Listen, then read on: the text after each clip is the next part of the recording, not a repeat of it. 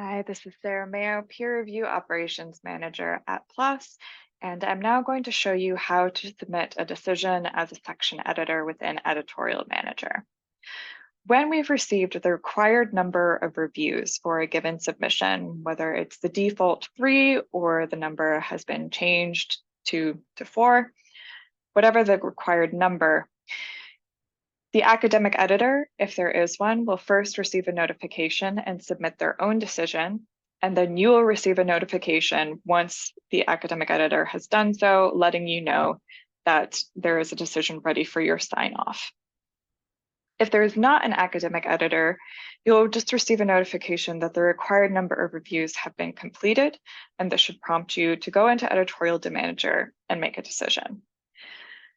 The submission will be in the folder Submissions with Required Reviews Complete. And when you click on it, you will be able to see the review status showing one complete review in this case. For the test manuscript, I changed the number from 3 to 1. You'll also have this link to view reviews and comments. So if there's more than one review, you can easily click between the review recommendations. There's an academic editor, you'll be able to see any of their remarks here as well. You can click on the review recommendation and pull up the full review form, which covers a couple of different things. First, we ask reviewers to add a short summary of their overall impression of the manuscript, highlight any major issues, particularly additional experiments that would be required for the paper to be acceptable, minor issues, which may be more stylistic, related to the way that data is provided or visualized. There's a confidential comments to editor section. Any remarks in this section are excluded from the decision letter received by the author, since they are intended for view only.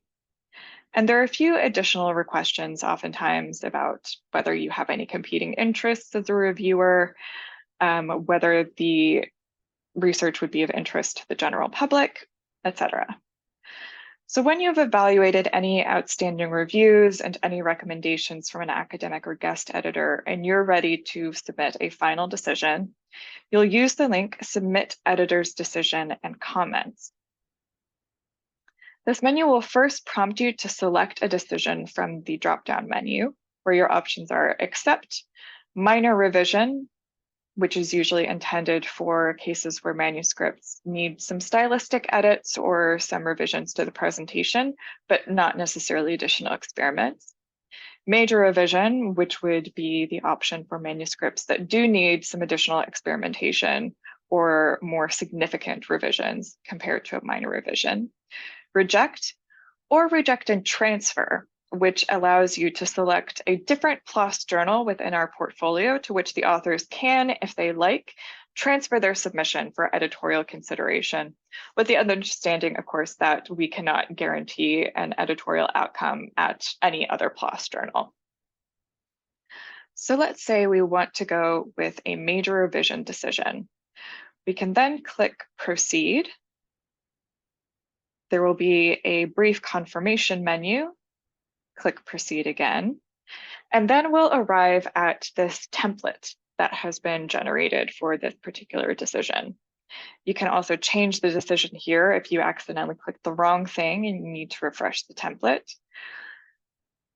There will be a bit of space within the template for you to add any editorial comments that you would like to, if there are things not included by the reviewers that you believe the authors should address, or if you'd like to synthesize the reviewers' comments and provide a bit of a summary in advance for the authors, you can make those edits as well.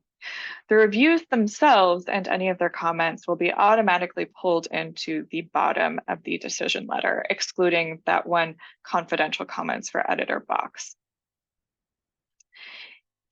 If you are rejecting a manuscript, there are actually going to be multiple letter options within that decision, because you can reject a manuscript before it's sent out to review if you have a desk rejection and you feel that the manuscript has serious issues that indicate that it would not fare well in the peer review process. Or, of course, you can reject after review based on the review suggestions you've received and your evaluation of the manuscript in light of those reviews. By default, the letter selected is reject after review. So if you are ever administering a desk reject decision, you'll want to change this to the option reject before review. The similar case is true for reject and transfer decisions, that there are multiple templates.